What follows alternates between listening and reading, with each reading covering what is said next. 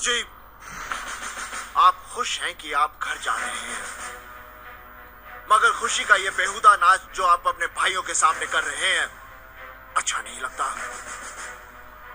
आपकी छुट्टी मंजूर हुई है क्योंकि आपके घर में प्रॉब्लम है।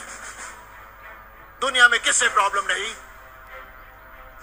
जिंदगी का दूसरा नाम प्रॉब्लम है। जब भी कहीं पर प्रॉब्लम की बात आती है तो हमेशा मुझे ये बॉर्डर मूवी का डायलॉग याद आता है। हर एक इंसान को लाइफ में कोई ना कोई प्रॉब्लम है, पर लेकिन कुछ इंसान ऐसे हैं कि उस प्रॉब्लम को लेकर ही बैठे हैं, रो रहे हैं, और कुछ इंसान ऐसे हैं कि उसको भी एक लाइफ का पार्ट मानते हुए आगे बढ़ जाते हैं। वो हमेशा मुस्कुराते रहते हैं और हमेशा अपने आप को स्ट्रॉन्ग पोजीशन में रखते हैं। पर लेकिन जो आदमी इसके सामने टूट जाते हैं, रोने लगते हैं, वो आदमी कहीं पर भी अपने आप को स्टैंड नहीं कर पाते। अब हर एक इंसान के लाइफ में ऐसे मोड़ आते हैं जब उसको लगता है कि लाइफ जो है वो बिल्कुल खत्म हो चुकी है, बर्बाद हो चुकी है, और वहीं से ही लाइफ के दो पाथ उसके सामने होते हैं। एक तो कि टूट के वहीं पर ही बिखर जाए, दूसरा अपने आप को समेटे और फिर से अपने आप को कहीं ना कहीं इस तरीके से पुश करे कि पहले से बहुत ज्यादा स्ट्रॉन्ग पोजीशन पर अपने आप को ले जाकर रख दे। दोनों ही तरीके उदाहरण आप लोगों को सोसाइटी में देखने को मिलेंगे। अब ये आप लोगों को चूज करना है कि आप लोगों को कौन सा उदाहरण ज्यादा अच्छा लगता है और किस पाथ को फॉलो करना आप लोग ज्यादा पसंद करेंगे। टूट के बिखर जाना आसान होता है, इंसान अपनी जिंदगी में कुछ अचीव करना नहीं चाहता तो उसको लगता है हाँ बस यही जिंदगी है, फिर वो आगे चल के जिंदगी को कोसने लगता है। पर लेकिन जो उठकर चलता है वो इतना स्ट्रॉन्ग पर्सन बन जाता है, उसको पता रहता है कि हाँ ये लाइफ का पार्ट है और लाइफ में आगे भी ऐसी प्रॉब्लम आनी है, तो हमेशा हंस हंस कर अपनी लाइफ में आगे बढ़ता रहता है, चाहे लाइफ में कितनी भी प्रॉब्लम क्यों ना हो, क्योंकि अभी बोला गया कि जिंदगी का दूसरा नाम प्रॉब्लम है। आज का जो आप लोगों का मैप बेस्ड क्वेश्चन है, ये है आर्टिक रीजन, जाकर इसको देखेगा। जो ये पर्टिकुलर रेगिस्तान वाला रीजन है, तो ये कोल्ड डेजर्ट जहां बर्फ काफी लार्ज स्केल पर देखने को मिलता है, उसके बारे में बात की जा रही है। लास्ट वीडियो में जो आप लोगों से क्वेश्चन पूछा था उसका आंसर मैं यहां पर दूंगा, बाकी काफी कुछ शानदार डिस्कस करेंगे आज के इस द हिंदू न्यूज़पेपर में। एक और छोटी सी बात जो मुझे आप लोगों के साथ में करनी थी वो ये है कि देखिए आप लोगों को पता है कि कल फिर से जो डेट है उसको पोस्टपोन कर दिया गया है। अभी कुछ पता नहीं है कि कब यहां पर डेट को अनाउंस किया जाएगा। 5 जून अब यहां पर डिसाइड किया गया कि 5 जून को यहां पर देखेंगे कि डेट कौन सी आगे रखी जाएगी।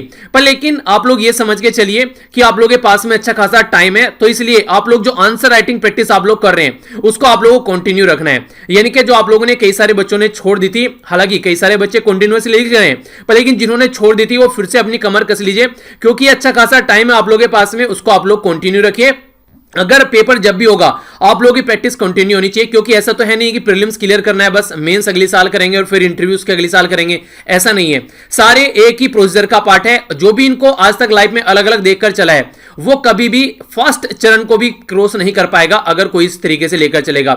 सारी चीजों को कंबाइन आप लोगों को लेकर चलना है और सारे सब्जेक्ट भी आप लोगों को इंटरमिक्स नजर आ जाएंगे। जैसे आप लोगों ने देखने को मिला जो इकोनॉमिक्स वाले कई सारी चीजें हैं वो आप लोगों को सेकंड पेपर में भी आप लोगों को देखने को मिल जाती है, ठीक है। तो यहां पर ये सारी चीजें एक तरीके से इंटरकनेक्टेड हैं, सिलेबस को इंटरकनेक्टेड कर ही आप लोगों को आगे बढ़ना है। यही चीजें आप लोगों को अंडरस्टैंड करनी है। जब तक चीजों को कोरिलेट करना आप लोग नहीं जानोगे, एक दूसरे को इंटरलिंक करना नहीं जानोगे, तब तक चीजें आप लोग ढंग से अंडरस्टैंड नहीं कर पाओगे।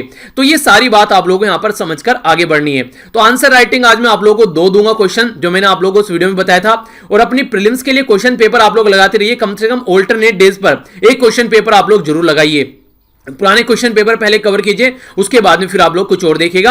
इसी के साथ में आंसर राइटिंग भी कंटिन्यू रखिए। कोशिश कीजिए कि एक तो जनरल स्टडी का क्वेश्चन डेली लिखिए आप लोग, और एक कोशिश कीजिए आप लोग का ऑप्शनल जो पेपर है ना उसका भी एक क्वेश्चन डेली लिखने की कोशिश कीजिए।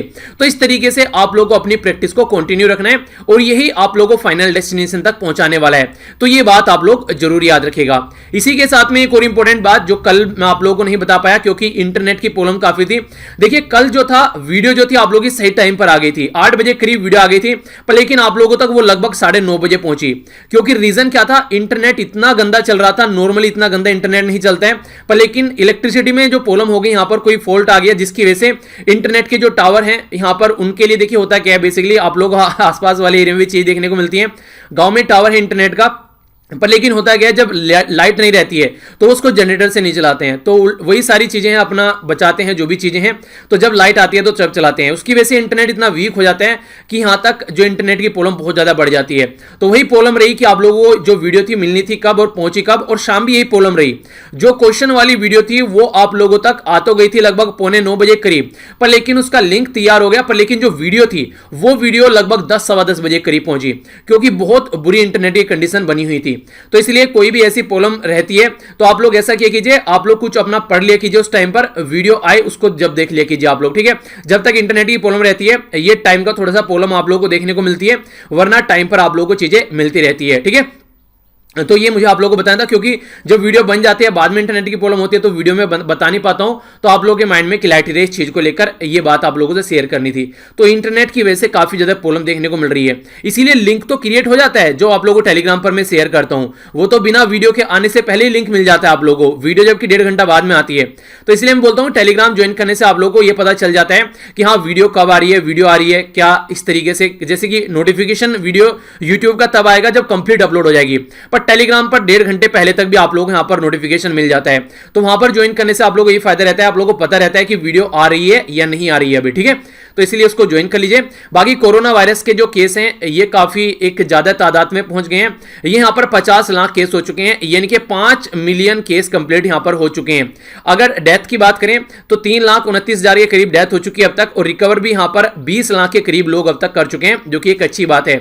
यूएसए सबसे टॉप पर चल रहे हैं यहां पर, ये लगभग 16 लाख के करीब आप लोगों को केस देखने को मिल रहे हैं, जिसमें 94,000 के करीब जो लोग हैं उनकी अब तक जान जा चुकी है। हमारी कंट्री जो है यहां पर ये 1,12,000 के करीब केस अब तक हो चुके हैं, जिसमें से यहां पर 3,434 के करीब लोगों की जान अब तक जा चुकी है। और ये अलग अलग राज्य हैं जहां पर ये केस आप लोगों को देखने को मिल रहे हैं। अकेले महाराष्ट्र में लगभग 40,000 के करीब केस है, 10,000 के आंकड़े में यहां पर दिल्ली भी यहां पर इसमें काउंट हो गई है, और गुजरात और तमिलनाडु। तो ये 4 एरिया ऐसे हो गए यहां पर जो हमारी कंट्री में 10,000 का आंकड़ा क्रॉस कर चुके हैं। तो ये इसके बारे में डेटा जो कि आप लोगों को पता होना चाहिए। आइए अब आर्टिकल्स के ऊपर नजर डालते हैं। आज 3 आर्टिकल काफी इंपॉर्टेंट है जिनके ऊपर मुझे फोकस करना है। एक तो सबसे इंपॉर्टेंट आर्टिकल यहां पर ये आप लोगों को देखने को मिलेगा, जिसमें बात की जा रही है इंडिया को चाइना के साथ में कंपेयर कर देखना चाहिए कि चाइना प्रॉब्लम से निकलकर कैसे आगे बढ़ रहा है और किस तरीके से अपनी इकोनॉमी को आगे लेकर चल रहा है, और उसके बारे में पर कई सारी इंटरेस्टिंग बातें बताई गई है। तो ये आर्टिकल काफी डिटेल में डिस्कस करूंगा, क्वेश्चन भी आप लोगों को यहां पर देखने को मिलने वाला है। बाकी यहां पर कंबाइन कर मिक्स करके इस आर्टिकल के साथ में कई सारे आर्टिकल आप लोगों को देखने को मिलेंगे। हेल्थ के बारे में बात की जा रही है यहां इसके बारे में, तो इनको कंबाइन कर मैं यहां पर एक तरीके से साथ में डिस्कस करूंगा। क्योंकि जो पहले वाला आर्टिकल है यहां पर इसमें मजदूरों के बारे में बात की जा रही है, जो कई बार हम लोग ऑलरेडी डिस्कस कर चुके हैं कि मजदूर क्या प्रॉब्लम झेल रहे हैं, तो उनके बारे में थोड़ा सा आप लोगों को यहां पर इस आर्टिकल में देखने को मिलेगा। ये वाली बात कर रहे हैं यहां पर कि हेल्थ केयर सिस्टम के ऊपर किसी भी तरीके से जो यहां पर बीमारी है वो हैवी नहीं होनी चाहिए, यानी कि भारी नहीं पड़नी चाहिए, यानी कि हेल्थ केयर सिस्टम इसके ऊपर भारी पड़ना चाहिए।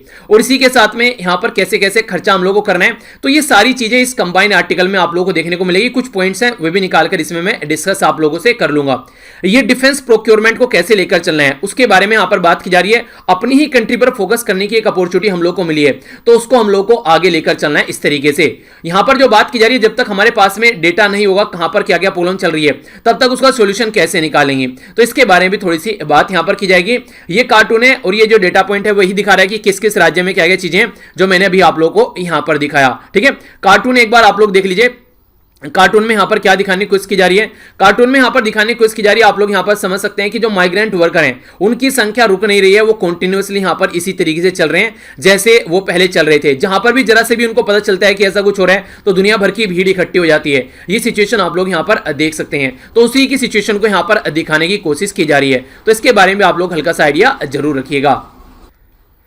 ये जो आप लोगों के सामने पहले क्वेश्चन है, तो क्वेश्चन आप लोग पढ़िए, इसके बाद में आप लोग आंसर दीजिएगा। सेकंड और थर्ड दोनों पेपर में आप लोगों से इसके बारे में क्वेश्चन बन सकता है। अगर आप लोग एसएससी और बैंकिंग की तैयारी कर रहे हैं तो इसको निबंध की तरीके से आप लोग ले सकते हैं। यूपीएससी और आप लोग स्टेट पीसीएस की तैयारी कर रहे हैं तो आप लोग इसको क्वेश्चन की तरीके से लिखिए। वर्डिंग जो भी एग्जाम में आप लोगों से पूछी जाती है 100, 150, 200 या ये 250, तो वो एग्जाम के हिसाब से आप लोग डिसाइड कर लीजिएगा। तो सबसे पहले जो यहां पर बात की जा रही है कि एक स्ट्रॉन्ग हेल्थ सिस्टम जो है कंट्री का, वो आप लोगों को बेटर आउटकम देता है इकोनॉमिक ग्रोथ में। यानी कि अगर हेल्थ अच्छी है किसी पर्टिकुलर कंट्री में तो उसकी इकोनॉमी अपने आप अच्छी हो जाएगी। यहां पर सबसे बेहतरीन जो कॉन्सेप्ट आप लोगों को पता होना चाहिए वो बोलते हैं ह्यूमन कैपिटल। ह्यूमन कैपिटल जब शब्द यूज किया जाता है तो इसमें क्या बात की जाती है, इसमें सबसे पहले फोकस दिया जाता है 2 चीजों के ऊपर। पहला होता है हेल्थ और दूसरा होता है एजुकेशन। अगर आप लोग किसी पर्टिकुलर पर्सन की हेल्थ अच्छी रख पा रहे हैं तो वो पर्सन क्या होगा, अच्छे से अपनी पढ़ाई भी कर पाएगा, एजुकेशन अच्छी ले पाएगा, और अगर वो एजुकेशन अच्छी ले पाता है तो फिर कहीं ना कहीं वो इंप्लॉयमेंट भी एक तरीके से उसको जॉब मिल जाएगी, और अगर वो कहीं पर उसको जॉब मिल जाती है तो इसका मतलब ये है कि इकोनॉमिक एक्टिविटी उस कंट्री में काफी अच्छी चल रही है। तो यहां से आप लोगों को डायरेक्ट चीजें देखने को मिल जा रही हैं, यानी कि सारी चीजें इंटरकनेक्टेड आप लोगों को यहां पर नजर आ जाएंगी। अगर हेल्थ अच्छी होगी तो इकोनॉमी अपने आप अच्छी हो जाएगी, और अगर इकोनॉमी अच्छी होगी तो लोग जो है उनको जॉब मिल जाएगी, और जॉब मिलेगी तो सारी चीजें प्रॉपर वे में चलती रहेगी।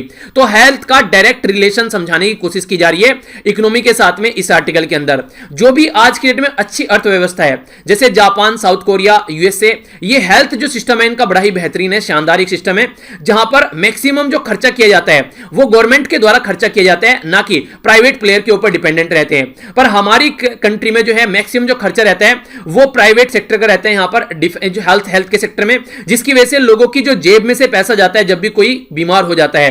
तो इसके चलते ये देखने को मिलता है जब भी कोई महामारी आती है, बहुत सारे लोग जो हैं उनके घर में लोग बीमार पड़ जाते हैं, और उस बीमारी का इलाज कराते कराते लोग जो हैं वो गरीबी रेखा के नीचे पहुंच जाते हैं। ऐसी भी बुरी कंडीशन यहां पर बन जाती है, यानी कि गरीबी में पहुंचाने का बहुत बड़ा रीजन आज के में बीमारी भी है।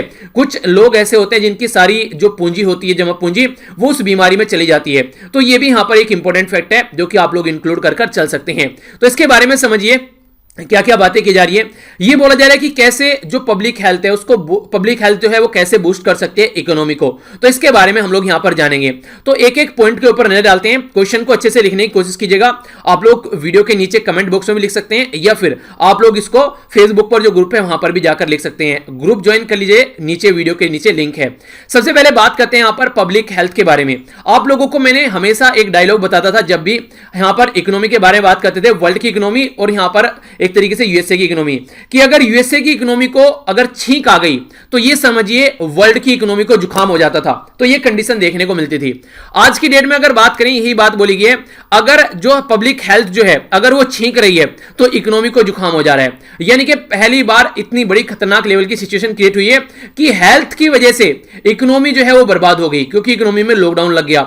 नॉर्मली ऐसा नहीं देखने को मिलता है। जैसे आप लोग देखते हैं 1930s में जो रिसेशन था वो अलग रीजन की वजह से, 2008 में जो रिसेशन आया वो इकोनॉमिक हालत की वजह से ही था। पर लेकिन पहली बार कहीं ना कहीं ऐसी चीजें देखने को मिल रही है जो लार्ज स्केल पर, कि हेल्थ की वजह से जो इकोनॉमिक कंडीशन खराब हो गई है। तो ये सोचने वाली बात है यहां पर। कोविड-19 जो है उसके चलते जो ग्लोबल इकोनॉमी है वो बिल्कुल खतरनाक लेवल में चल रही है। आप लोग ये समझिए कि कहानी खराब हो रही है, और इंपैक्ट इतना खतरनाक यहां पर बताया जा रहा है कि जो ग्लोबल का जो ग्रेट रिसेशन था ना 1930s का, जब सारी इकोनॉमी जो थी वो घुटने पर आ गई थी, उस टाइम की सिचुएशन को से भी ज्यादा यहां पर ये इंपैक्ट डालता हुआ नजर आ रहा है। आज की डेट में अगर बात करें तो जैसे कि हायर इन्वेस्टमेंट कर रही है अलग अलग कंट्री, तो इकोनॉमी को प्रोटेक्ट करने के लिए, जिस तरीके से हेल्थ क्राइसिस में यहां पर चीजें चल रही हैं, तो क्या अगर हेल्थ क्राइसिस अच्छा हो जाएगा तो इकोनॉमी सही चलेगी? तो हाँ, बिल्कुल सही बात है, बिल्कुल इकोनॉमी सही चलेगी। हमारी कंट्री में भी यहां पर 20 लाख करोड़ का पैकेज दिया गया यहां पर। तो ये जो पैकेज दिया गया अनाउंस यहां पर, तो इसमें बात की जा रही है कि सुधारना भी है चीजों को और प्रिवेंट भी करना है फ्यूचर में अगर कोई ऐसी महामारी आती है तो सबसे पहले जो बात की जा रही है, हम लोग को फोकस करना चाहिए स्ट्रेंथ करने के लिए अपना हेल्थ और जो वेलबींग सेंटर है उनके ऊपर फोकस करना चाहिए। जो इन्फेक्शियस डिजीज है यहां पर उनके अंदर अलग से फोकस देकर चलना चाहिए, और यहां पर ऑल जो डिस्ट्रिक्ट हैं उनके अंदर इसके रिलेटेड हॉस्पिटल होना चाहिए। इसी के साथ में यहां पर खर्च थोड़ा सा करना चाहिए और बढ़ाना भी चाहिए जो लेबोरेटरी वर्क होता है उसके ऊपर। और वन हेल्थ की बात की जा रही है अभी हमारी कंट्री में। बेसिकली जो जूनोटिक डिजीज है, जूनोटिक डिजीज वो होती है जूनोटिक बीमारी जो आप लोगों को इंसानों से जानवरों और जानवरों से इंसानों में फैलती हुई नजर आती है। तो Indian council of medical research इसके ऊपर स्टडी कर रही है। तो लिमिटेड रिसोर्स अगर आप लोग यहां पर लेकर चलेंगे इस पर्टिकुलर बीमारी के साथ लड़ने में, तो आप लोग प्रॉब्लम को नहीं सुधार पाएंगे। तो इसलिए आप लोगों को यहां पर फोकस देकर चलना पड़ेगा कि कैसे इसको टैकल करना है। ये इन्फेक्शियस जो आउटब्रेक हुआ है ये इकोनॉमी पर डायरेक्ट इंपैक्ट डाल रहा है, ना कि इनडायरेक्ट इंपैक्ट यहां पर डाल रहा है। सबसे पहले जो बात की जा रही है, एक वीक अगर हेल्थ सिस्टम आप लोग यहां पर लेकर चलते हैं तो आप लोगों को देखने को मिलेगा कि आने वाले टाइम पर वो यहां पर काफी खतरनाक इंपैक्ट डालेगा इकोनॉमी के अंदर भी। और अगर इकोनॉमी के अंदर कोई इंपैक्ट ऐसा पड़ता है तो डायरेक्ट यहां पर उसका इंपैक्ट आप लोगों को सोसाइटी के ऊपर पड़ता हुआ नजर आएगा, क्योंकि लोगों की जॉब जाएगी, लोगों के अंदर भुखमरी की कंडीशन देखने को मिलेगी, लोग जो है अपने बच्चों को स्कूल में नहीं पढ़ा पाएंगे, तो वो सारी सिचुएशन आप लोगों को देखने को मिलती है। तो यहां पर अगर वीक हेल्थ सिस्टम है यहां पर, तो एक तरीके से ये समझिए कि आप लोगों को फोकस देने की जरूरत है। आप किस तरीके से आप लोग इसको यहां पर फिर से पैटर्न पर लेकर आ सकते हैं। तो पब्लिक हेल्थ एक इमरजेंसी चैलेंज यहां पर सामने निकल कर आते हैं। सेलेक्टिव इन्वेस्टमेंट अगर आप लोग यहां पर करते हैं कि इन्फेक्शियस डिजीज के लिए यहां पर इन्वेस्टमेंट करते हैं, तो ये सही नहीं है। आप लोग यहां पर प्रॉपर वे का एक हेल्थ केयर सिस्टम लेकर आना चाहिए, क्योंकि आज के डेट में क्या चल रहा है, कोविड-19 के ऊपर तो हम लोग फोकस दे रहे हैं, इसकी वजह से हम लोग जो माताएं हैं, प्रेग्नेंट वुमेन है और बच्चे हैं, उनके ऊपर फोकस नहीं दे पा रहे हैं। इन्फेक्शियस जो डिजीज है दूसरी, उनको हम लोग इग्नोर कर देना है, क्योंकि कोविड-19 के चक्कर में पड़े हुए हैं। नॉन कम्युनिकेबल जो दूसरी डिजीज है, यानी कि जैसे कि आप लोग देखते हैं वो वाली बीमारी, जैसे किसी को कैंसर है, किसी को हार्ट अटैक आता है, नॉन कम्युनिकेबल डिजीज होती है, यानी कि एक इंसान से दूसरे इंसान में नहीं फैलती है, जिस इंसान को लगी है उसी इंसान को लेकर डूबेगी। तो उसके बारे में अगर आप लोगों से यहां पर बात की जाए तो वो भी यहां पर काफी बड़ा प्रॉब्लम क्रिएट करती है, पर लेकिन उनके ऊपर भी फोकस यहां पर आज के डेट में नहीं दिया जा रहा है। तो इस तरीके से अगर आप लोग ढंग से इन्वेस्टमेंट नहीं करेंगे हेल्थ सिस्टम के अंदर में, तो फिर ये प्रॉब्लम क्रिएट कर देगा, ये पब्लिक हेल्थ इमरजेंसी क्रिएट कर देगा। तो क्या करना है आप लोगों को, एक यूनिवर्सल हेल्थ कवरेज लेकर चलना है, यानी कि ऐसा नहीं कि बीमारी है तो चीजें दुरुस्त हो गई और जैसे ही बीमारी खत्म हो गई फिर से आप लोग उसी पैटर्न पर आ गए, तो वो नहीं करना है। सस्टेनेबल डेवलपमेंट गोल आप लोगों को फोकस लेकर चलना पड़ेगा। एक सिनर्जी तभी आ पाएगी हेल्थ और इकोनॉमी के बीच में। इसको समझने के लिए आप लोग यहां पर ये देखिए, आप लोग यहां पर सस्टेनेबल डेवलपमेंट गोल के बारे में बात की है, तो इसको आप लोग समझिए। अगर कहीं पर गरीबी है, कहीं पर भूखमरी है, तो आप लोग क्या लगता है उस कंट्री की जो इकोनॉमी है क्या वो सही रह पाएगी? अगर वहां पर लोग हेल्दी नहीं है, क्या इकोनॉमी सही रह पाएगी? एजुकेशन अच्छी नहीं है, क्या इकोनॉमी सही रह पाएगी? जेंडर इक्वलिटी नहीं है, क्या इकोनॉमी सही रह पाएगी? क्लीन वाटर सैनिटेशन नहीं है तो लोग वैसे ही बीमार पड़ जाएंगे, क्या इकोनॉमी सही रह पाएगी? तो ये सारे रीजन आप लोगों को देखने को मिलेंगे, डायरेक्ट और इनडायरेक्ट वे में इकोनॉमी पे पैटर्न को अच्छा करते हुए नजर आते हैं। अगर ये सही रहेंगे तो फिर आप लोगों को चीजें सही होती हुई नजर आएगी, अगर ये सही नहीं रहेंगे तो फिर आप लोगों को चीजें सही होती हुई नजर नहीं आएगी। तो हेल्थ का डायरेक्ट रिलेशन आप लोगों को इकोनॉमी के साथ में देखने को मिलता है। तो अगर कोई क्वेश्चन भी डायरेक्ट आप लोगों से पूछे तो ये उदाहरण भी आप लोग वहां पर दे सकते हैं कि हाँ इस तरीके से इंपैक्ट है। नेक्स्ट यहां पर बात की जा रही है फाइनेंस कमीशन के बारे में। हमारी कंट्री में फाइनेंस कमीशन जो है वो एक कॉन्स्टिट्यूशनल बॉडी है, यानी कि संवैधानिक बॉडी है। संविधान के तहत यहां पर फाइनेंस कमीशन फिलहाल हमारी कंट्री में 15th फाइनेंस कमीशन यहां पर काम कर रहा है, जो कि एनके सिंह जी की अध्यक्षता में यहां पर बनाया गया था। एनके सिंह जी की अध्यक्षता में जब भी यहां पर मुझे नाम याद आता है तो एक चीज आप लोग और याद रखेगा, fiscal responsibility and budget management act. तो यहां पर FRBM जो एक्ट है यहां पर इसको एनालिसिस करने के लिए जो कमेटी बनाई गई थी वो भी एनके सिंह जी की अध्यक्षता में ही बनाई गई थी। ये क्या है, फिस्कल रेस्पॉन्सिबिलिटी, यानी कि एक तरीके से आप लोगों की रेस्पॉन्सिबिलिटी है कि हमारी कंट्री की जो इकोनॉमी है उसको सुधारना है और अपने बजट को मैनेज करना है। सेंट्रल और स्टेट लेवल पर दोनों पर ये एक्ट इंप्लीमेंट होता है। तो जो इसके अध्यक्ष बने थे वही आगे चलकर यहां पर फाइनेंस कमीशन के चेयरमैन भी बने। तो ये संवैधानिक बॉडी है, संविधान में कौन सा आर्टिकल यहां पर इसके बारे में है ये आप लोग बताइए, और एक तरीके से आप लोग जाकर आज इसका रिविजन भी कर सकते हैं। जो पॉलिटी के अंदर आप लोगों को मैंने जो फाइनेंस कमीशन भी पढ़ा रखा है डिटेल में, जब संवैधानिक बॉडी मैंने आप लोगों को डिटेल में पढ़ाई थी, ठीक है, तो उसको जाकर आज आप लोग रिवाइज कर लीजिएगा। तो फाइनेंस कमीशन के द्वारा यहां पर अभी रिपोर्ट सबमिट करनी है फाइनल। तो यहां पर आप लोगों को पता है जब फाइनेंस कमीशन बनाया गया तो बनाया गया था पहले यहां पर 2017 में यहां पर कॉन्स्टिट्यूट किया गया था प्रेसिडेंट ऑफ इंडिया के द्वारा कि आगे आने वाले टाइम में हमारी कंट्री में कैसे टैक्स का डिस्ट्रीब्यूशन होना है, वो फाइनेंस कमीशन की रेस्पॉन्सिबिलिटी होती है। पर लेकिन ये नहीं पता था फाइनेंस कमीशन को कि आगे चलकर यहां पर कोविड-19 आने वाला है, तो कोविड-19 आ गया तो फाइनेंस कमीशन को भी अपनी स्ट्रेटजी को चेंज कर चलना पड़ेगा। अब यहां पर किस तरीके चीजों को लेकर चलना है वो समझना पड़ेगा। मेजर रोल यहां पर स्टेट का होना चाहिए, जो कि क्रिएट कर सकते हैं स्टेट जो यहां पर स्ट्रॉन्ग हेल्थ सिस्टम। क्यों? क्योंकि हमारे संविधान में जब आप लोग बात करते हैं 7th शेड्यूल के अंदर 3 लिस्ट हैं, सेंट्रल लिस्ट, स्टेट लिस्ट और कॉन्करेंट लिस्ट। तो स्टेट लिस्ट में आता है यहां पर हेल्थ एंड सैनिटेशन। तो स्टेट लिस्ट में आता है तो स्टेट को आप लोग यहां पर रिसोर्सेज प्रोवाइड कराने पड़ेंगे और ट्रांसफर करना पड़ेगा नेशनल हेल्थ सिस्टम को। तो फाइनेंस कमीशन को इसके ऊपर अलग से सोचना पड़ेगा, यानी कि जो बातें अब तक नहीं सोची थी अब यहां पर फिर से इसको इन बातों के ऊपर भी फोकस देना पड़ेगा कि इकोनॉमी को तो साथ लेकर चलना है, इसके साथ में आप लोगों को हेल्थ को भी साथ में लेकर चलना है, और हेल्थ को साथ में लेकर चलना है तो स्टेट को फाइनेंस प्रोवाइड कराना पड़ेगा।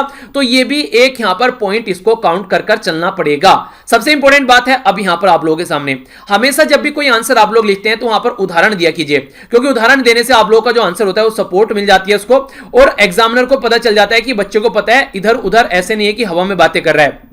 तो उसी के बारे में बात की जा रही है। तो बहुत सारे ऐसे एविडेंस उदाहरण आप लोगों को देखने को मिल जाएंगे जहां पर हेल्थ जो है वो यहां पर आप लोगों के इकोनॉमी के साथ में कोरिलेट कर चलती है, यानी कि अगर यहां पर इकोनॉमी अच्छी करनी है तो हेल्थ आप लोगों को उस कंट्री की सुधारनी पड़ेगी। इसके बारे में बहुत सारी ऐसी रिपोर्ट है जो सामने निकल कर आई है। सबसे बड़ी जो बात बोली जाती है वर्ल्ड हेल्थ ऑर्गेनाइजेशन का जो कमीशन है उसके द्वारा बोला गया कि मैक्रो इकोनॉमिक और जो हेल्थ 2001 में ये बोला गया कि ये एक दूसरे के साथ में कोरिलेट है। अगर आप लोग इन्वेस्टमेंट करते हैं हेल्थ के अंदर में में, तो डायरेक्ट आप लोगों को इकोनॉमिक ग्रोथ उसकी देखने को मिलेगी। तो ये इन्वेस्टमेंट हेल्थ 1993 और 2013 की जो कंक्लूड की गई रिपोर्ट, उसमें ये सारी बातें यहां पर बताई गई है।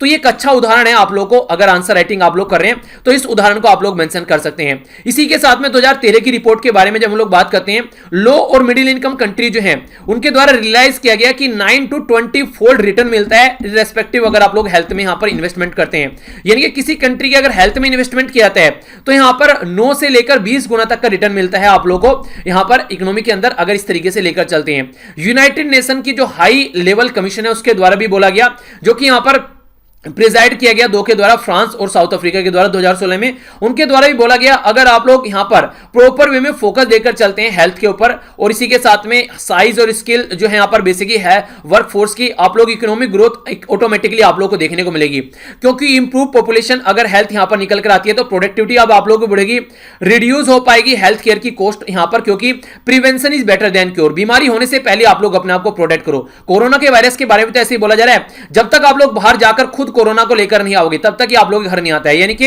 ये जो मेहमान है ये बड़ा ही एक तरीके से, वो नहीं कहते हैं कि इसकी खुद की बहुत बड़ी इज्जत है, ये किसी ऐसे किसी के घर में नहीं जाता है, खुद जाओगे तभी आता है, ठीक है। तो ये एक इसकी भी कुछ एक तरीके से वो नहीं कहता कि अपना भी एक ठाठ है तो यहां पर वही बात की जा रही है। तो जॉब क्रिएशन जो है यहां पर अगर हेल्थ अच्छी रहती है तो जॉब लॉस भी काफी कम होता है, और उसको भी हम लोग प्रॉपर वे में क्रिएट कर पाते हैं अगर कोई ऐसा क्राइसिस आता है, अगर हेल्थ सेक्टर अच्छा हमारा रहता है तो इस तरीके से हेल्थ में इन्वेस्टमेंट करना एक तरीके से आप लोग को ये नहीं है कि बस हेल्थ में इन्वेस्टमेंट करना, गरीबी वो बीमारी को दूर भगाना है। इनडायरेक्ट वे में ये आप लोगों को इकोनॉमी पर बहुत बड़ा इंपैक्ट डालता हुआ नजर आएगा।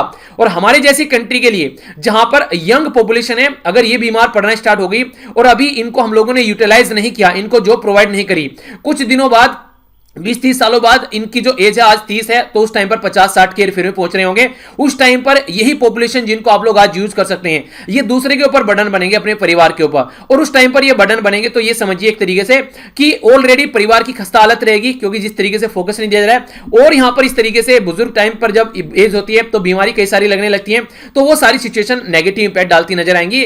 परिवार के ऊपर तो डालेंगी, पूरी कंट्री की इकोनॉमी के ऊपर भी ये सिस्टम यहां पर काफी नेगेटिव पड़ेगा। तो एजुकेशन और जो स्किल है यहां पर, हेल्थ अगर यहां पर मिल जाए इसके साथ में, तो फिर देखिए एक तरीके से काफी बड़ा रोल प्ले करेगा। पॉपुलेशन तो पॉपुलेशन, इंडिविजुअल लेवल पर भी यहां पर आप लोगों को यहां पर देखना पड़ेगा कि हेल्थ प्रोटेक्शन प्रॉपर वे में प्रोवाइड करानी है। तो हेल्थ का इकोनॉमी के साथ में डायरेक्ट कोरिलेशन आप लोगों को देखने को मिल जाता है।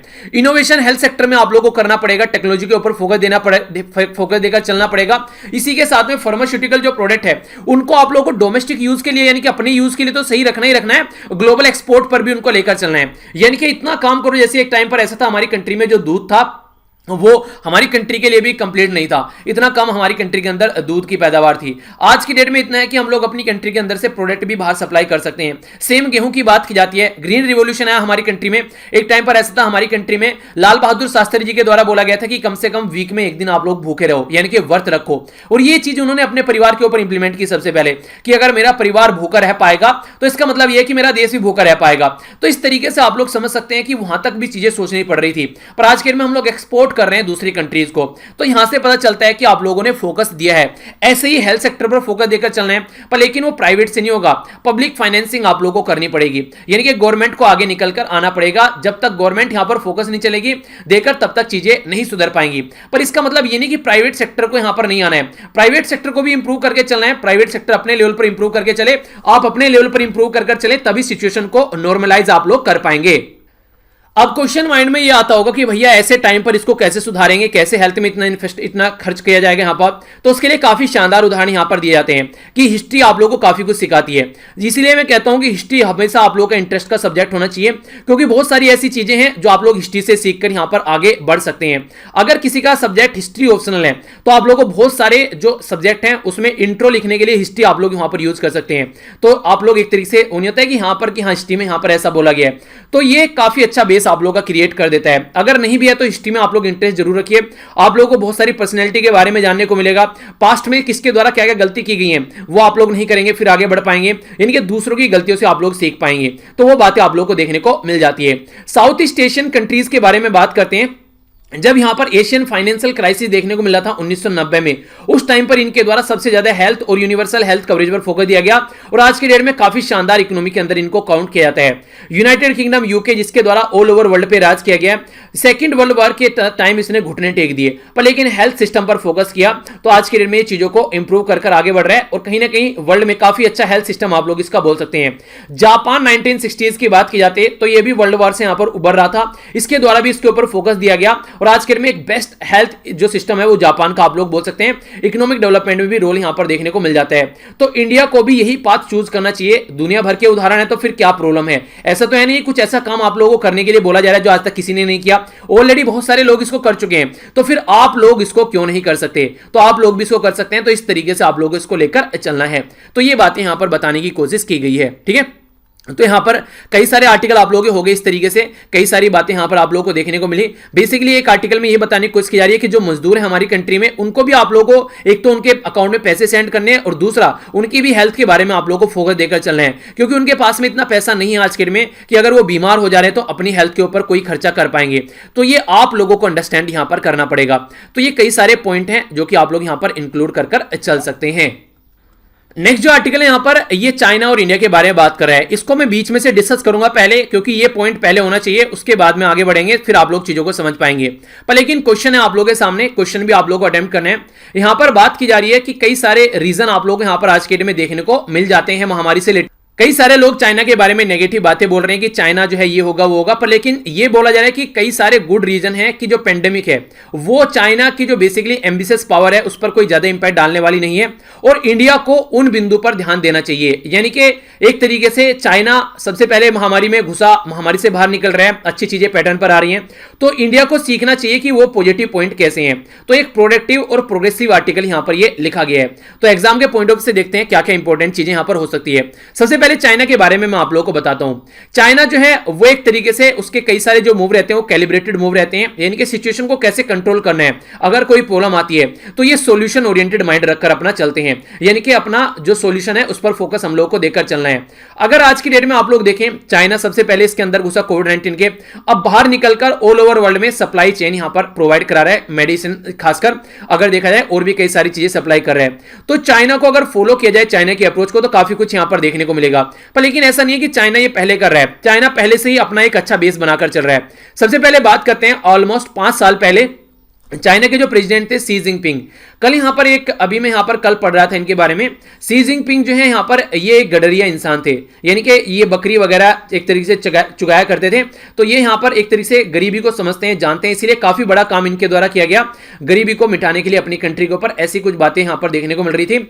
अगर यहां पर बात करें शी जिनपिंग के बारे में तो यहां पर ये 5 साल पहले यूएन जनरल असेंबली के अंदर यानी कि 2015 में इनके द्वारा चाइना का व्यू पॉइंट रखा गया, यानी कि ये इकोनॉमिक ग्लोबलाइजेशन जो है वो एक प्रॉपर वे में आगे लेकर चलना चाहते हैं और इंफॉर्मेशन टेक्नोलॉजी रिवॉल्यूशन को लेकर बढ़ाना चाहते हैं। इसके ऊपर पूरा फोकस इनके द्वारा दिया गया, इसीलिए वर्ल्ड में लगभग सबसे पहले आप लोगों को मतलब कई सारी कंट्री में हालांकि पहले आ गए, पर लेकिन चाइना किसी भी तरीके से पीछे नहीं है और सबसे बड़ी पावर निकल कर आ रहा है जब लोग 5G टेक्नोलॉजी की बात यहां पर करते हैं। बेल्ट एंड रोड इनिशिएटिव जो चाइना का था वो ऑल ओवर वर्ल्ड को ऐसे कनेक्ट कर रहा है कि चाइना के बिना ये पॉसिबल ही नहीं हो पाएगा।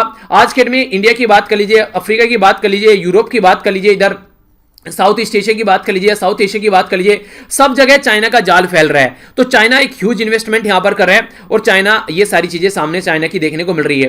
तो इस तरीके से चाइना क्या चल रहा है, चाइना चाह रहा है कि यहां पर पॉलिसीज के पॉइंट ऑफ व्यू से बात करें, इंफ्रास्ट्रक्चर के, ट्रेड के, फाइनेंशियल के, पीपल टू पीपल कॉन्टैक्ट और कनेक्टिविटी के बारे में बात करें, सिक्योरिटी टाइज के बारे में बात करें, ये सारी चीजें जो है यहां पर ये बेल्ट एंड रोड इनिशिएटिव इसकी पूरा करती हुई नजर आती है। 19th जो नेशनल कांग्रेस जो कम्युनिस्ट पार्टी ऑफ चाइना की 2017 में देखने को मिली, उस टाइम पर भी का पूरा फोकस ये था कि आज की डेट में जो ग्लोबल ऑर्डर है यूएसए बाहर निकल रहा है उससे कहीं ना कहीं, तो चाइना उस पोजीशन को लेने की कोशिश कर रहा है। अभी हम लोगों ने डिस्कस किया था वर्ल्ड हेल्थ ऑर्गेनाइजेशन को यूएसए ने पैसे देने से मना कर दिया, चाइना एकदम सामने निकल कर आया और चाइना ने उसकी हेल्प प्रोवाइड कराई। यानी कि जहां जहां से यूएसए बाहर निकल रहा है वहां पर चाइना आकर अपनी टांग अड़ा रहा है और एक तरीके से कह रहा है कि टेंशन लेने की जरूरत नहीं है, यूएसए नहीं तो क्या मैं आप लोगों के साथ हूं। चाइना इस लेवल पर यहां पर काम कर रहा है आज के डेट में, यानी कि ना तो ओनली वो फोकस कर रहा है ग्लोबलाइजेशन पर और इन सब चीजों पर, वो ऐसी ऐसी चीजों को भी आगे लेकर चल रहा है जिसमें उसका टक्कर कोई नहीं करने वाला है। साइबर, स्पेस, आर्टिफिशियल इंटेलिजेंस, इसमें अलग से फोकस देकर यहां पर ये चाइना वाले चल रहे हैं। यानी कि एक तरीके से ग्लोबलाइज्ड एरा और ये सब चीजें, इंटरनेशनल न्यू नॉर्म्स, ये सब चीजें तो यहां पर रहने वाले हैं, पर चाइना का डोमिनेशन इन सारे एरिया में काफी ज्यादा आज के डेट में रहने वाला है। चाइना एक नया स्टैंडर्ड यहां पर क्रिएट करने वाला है आने वाले टाइम में, जिसमें डिफाइन करेगा प्रोडक्शन, एक्सचेंज और कंजप्शन। ये चाइना डिफाइन करेगा। जो कुछ टाइम पहले यहां पर ये सारी पावर हुआ करती थी किसके हाथ में? यूएसए के हाथ में। अब चाइना डिफाइन करेगा। इसके लिए इनका प्लान भी है 2035 का। 2035 का जो इनका प्लान है, ये इंडस्ट्रियल इंटरनेट ऑफ थिंग्स और इसी के साथ में next generation information technology, biotechnology infrastructure पर ये फोकस देकर चल रहा है। ये टर्म जो मैंने यहां पर बोल दी, इसको आप लोग यहां पर समझिए। इंडस्ट्रियल इंटरनेट ऑफ थिंग्स का मतलब क्या होता है? हैवी मशीनरी, गाड़ी, हवाई जहाज वगैरह, ट्रांसपोर्ट वगैरह, स्मार्ट सिटीज वगैरह, ऑटोमेशन, फैक्ट्री, हेल्थ केयर, ये सारे इंडस्ट्रियल इंटरनेट ऑफ थिंग्स होता है जिनको यहां पर काम करने हैं। Network connectivity powered by software, एक दूसरे के साथ में कनेक्ट रहेगा यहां पर। तो कंज्यूमर इंटरनेट ऑफ थिंग्स क्या होता है? जैसे यहां पर वियरेबल जो चीजें होते हैं, जूते, घड़ी, ये सारी चीजें, टीवी, फोन वगैरह, ये सब चीजें, एप्लीकेशन, होम मॉनिटरिंग, होम जो ऑटोमेशन होता है। जैसे आजकल में कई सारे देखा होगा आप लोगों ने कि एलेक्सा लाइट बंद कर दो, एलेक्सा लाइट डाउन, ये डिम कर दो, ये सारी चीजें टेक्नोलॉजी बेस्ड चीजें होती हैं। तो चाइना इन सब चीजों में काफी लार्ज स्केल पर आगे बढ़ रहा है, यानी कि चाइना का दबदबा इन सब चीजों में देखने को मिल रहा है। तो चाइना जो है वो आने वाले टाइम में एक बहुत बड़ा हब बन रहा है। हालांकि अब तक भी हब है, पर आने वाले टाइम में एक और भी लार्ज स्केल पर कोई टक्कर देने वाला इसको जल्दी से नहीं होगा। इसी के साथ में अगर चाइना की बात करें तो चाइना यहां पर क्या कर रहा है? वो कहते हैं कि अर्ली बर्ड, यानी कि पहले से आप लोग फायदा उठा लो। यानी कि लोगों ने सोचा भी नहीं है तब आप लोग अपनी प्रिपरेशन स्टार्ट कर दो। लोग अभी सोच रहे हैं कि प्रीलिम्स होगा तब ये चीजें होगी, आप लोग अपने मेंस को भी उसी लेवल पर तैयार करना स्टार्ट कर दो। प्रीलिम्स तो प्रीलिम्स, यानी कि लोग अभी सोच रहे हैं कि प्रीलिम्स की डेट आएगी, पढ़ना स्टार्ट करेंगे, सीरियस नहीं हो रहे हैं। आप लोग अपना मेंस भी स्टार्ट कर डालो, प्रीलिम्स भी और ऑप्शनल भी, जितना भी टाइम आप लोग एक्स्ट्रा मिल रहा है अपना उस तरीके से लेकर चलो। तो चाइना वही काम करता है। बहुत सारी कंट्री अभी सोच रही है कोविड-19 के साथ में कैसे लड़ना है, और चाइना वहां से रिकवर करके चाइना एक अलग ही लेवल पर खेल रहा है। तो इस तरीके से इंटरनेशनलाइजेशन ऑफ चाइना स्टैंडर्ड आप लोगों को आने वाले टाइम में देखने को मिलने वाला है। चाइना सब चीजों में अपनी अपॉर्चुनिटी ढूंढ रहा है। इसी तरीके से जो high and equipment manufacturing activity, जो अनमैन्ड व्हीकल होते हैं, न्यू मटेरियल, साइबर सिक्योरिटी, ये सारी चीजें जो है चाइना इसमें खेल रहा है यहां पर। और लोग क्या कर रहे हैं? वो कोविड-19 के साथ में जूझ रहे हैं। तो आने वाले टाइम पे ग्लोबल इकोनॉमी जो है उसका अगर गेन करना है तो चाइना के पैटर्न को समझकर हम लोग को आगे बढ़ना पड़ेगा। पर लेकिन अपनी कंट्री के बारे में अगर हम लोग फोकस देकर चलेंगे तो सब कुछ जो फोरकास्ट जो भी थी वो सारी धरी की धरी यहां पर रह गई। हमारी कंट्री के लिए कुछ भी काम नहीं कर रहा है ढंग से। जॉब लॉस काफी लार्ज स्केल पर हो चुका है, खासकर अर्बन एरिया में। इंडियन एक्सपोर्ट जो है अप्रैल के महीने में वो वर्ष इफेक्टेड हुआ है, लास्ट 30 सालों में भी इतना इफेक्टेड यहां पर नहीं हुआ है। जो हमारी कंट्री में माइग्रेंट वर्कर है उनकी दुर्दशा है, उनकी परिवार की भी यहां पर और ज्यादा दुर्दशा आप लोगों को देखने को मिलेगी, जो कंडीशन यहां पर देखने को मिल रही है। चाइना जो है ये कंडीशन ऐसी उनकी, चाइना में मे 4th मूवमेंट 1919 में यहां पर देखने को मिला था। तो उस टाइम पर आप लोग यहां पर इसको थोड़ा सा कंपेयर चाइना के साथ में कर सकते हो, पर लेकिन उस लेवल की भी सिचुएशन आप लोगों को यहां पर अभी देखने को नहीं मिल रही है। चाइना उससे रिबाउंस कर आगे बढ़ रहा था।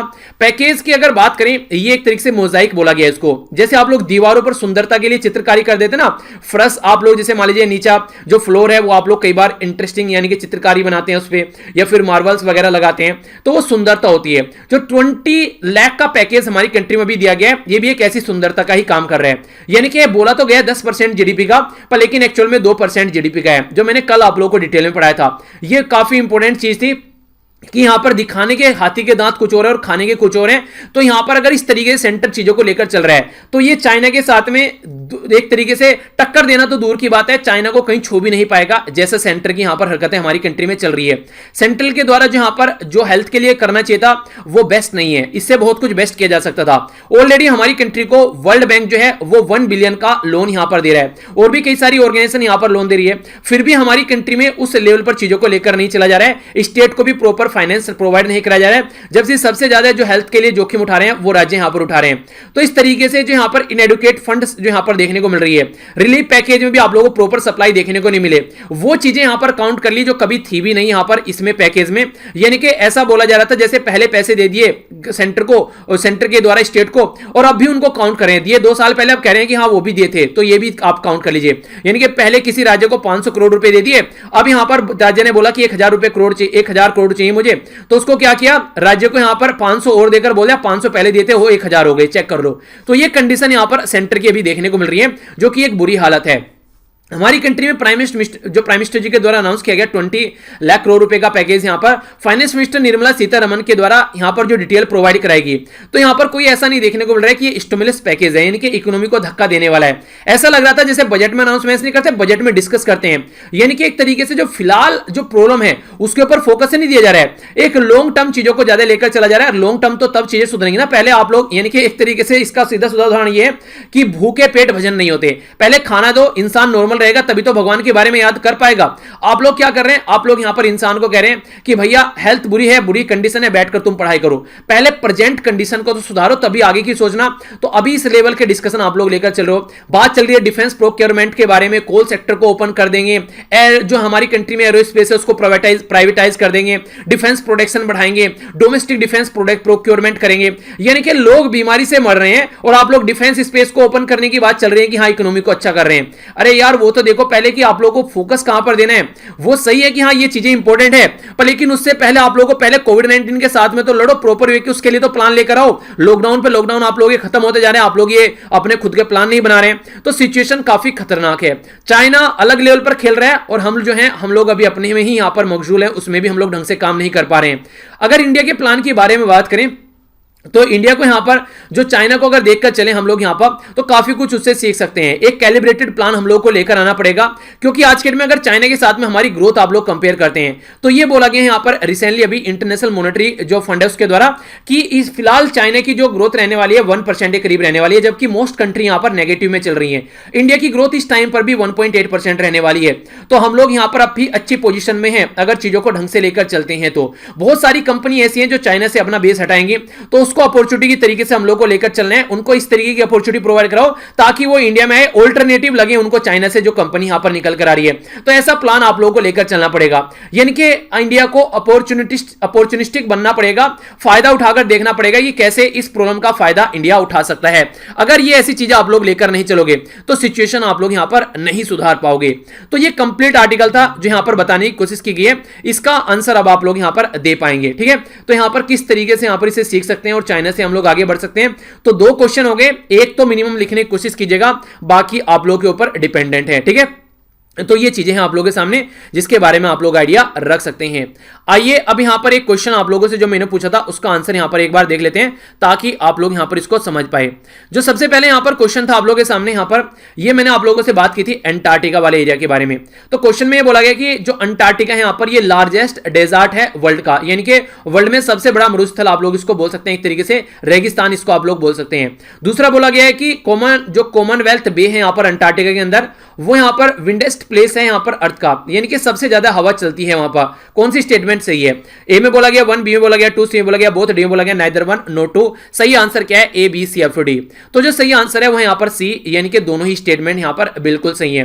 जो यहां पर ये पर्टिकुलर बात की जा रही है इस पर्टिकुलर एरिया की जिसको कॉमनवेल्थ बे बोला गया है, ये इतना खतरनाक एरिया है कि वहां पर छतरी इस तरीके से लेकर जाओगे तो वहां पर टिक नहीं पाएगी, यानी कि इतनी ज्यादा हवा चलती है। और ये पर्टिकुलर जो एरिया है यहां पर अंटार्कटिका वाला, ये यहां पर इसके बारे में एनालिसिस जब किया जाता है तो इसमें बताया जाता है कि सबसे यहां पर एक तरीके से सबसे सूखा एरिया है, बर्फबारी देखने को मिलेगी। सूखा मतलब बर्फ पड़ी हुई नजर आएगी, पानी नहीं देखने को मिलेगा। हवा सबसे ज्यादा चली है और coldest continent of the earth भी इसको बोला जाता है। तो ये सारी चीजें इसी में आप लोगों को देखने को मिल जाती है। यहां पर नॉर्मली अगर आप लोगों को बात की जाए यहां पर जो प्रेसिपिटेशन होता है यहां पर नॉर्मली एनुअली तो 51 आप लोगों को देखने को मिलता है, यानी कि काफी कम बारिश यहां पर आप लोगों को नजर आएंगी। इसलिए यहां पर जो बर्फ जमा हुआ है मानते हैं कि 90% अर्थ का जो फ्रेश वाटर है वो आप लोगों को यहीं पर ही देखने को मिल जाता है। किस पर्टिकुलर एरिया की मैं यहां पर बात कर रहा हूं तो मैप में आप लोग देखते हैं ये अपनी प्यारी कंट्री हो गई, यहां पर ये हो गया यहां पर अंटार्कटिका पोलर। ठीक है, तो साउथ जो पोल है यहां पर पृथ्वी का, उसके बारे में बात की जा रही है। आगे और भी कई सारे जो सारे यहां पर ये आप लोगों को दिख रहे हैं, इनके बारे में आगे डिस्कस करता हुआ चलूंगा। यही चीजें मुझे अब मैं बेस्ट क्वेश्चन में आप लोगों के सामने डिस्कस करनी है। डिफेंस वाला आर्टिकल आप लोगों का रह गया है, उसको मैं बाद में डिस्कस करूंगा क्योंकि इंटरनेट की प्रॉब्लम ज्यादा है, अपलोड नहीं हो पा रही है चीजें, तो या तो उसके लिए एक्स्ट्रा वीडियो आप लोगों के लिए बना दूंगा या फिर संडे में हम लोग देख लेंगे। ठीक है, यहां से जाकर पीडीएफ आप लोग डाउनलोड कर लीजिएगा। इसी के साथ में मेरे साथ में आप लोग यहां पर और ट्विटर पर भी कनेक्ट रह सकते हैं। लिंक सबके नीचे मिल जाएंगे, आंसर कहां लिखना है उसका भी लिंक वीडियो के नीचे मिल जाएगा।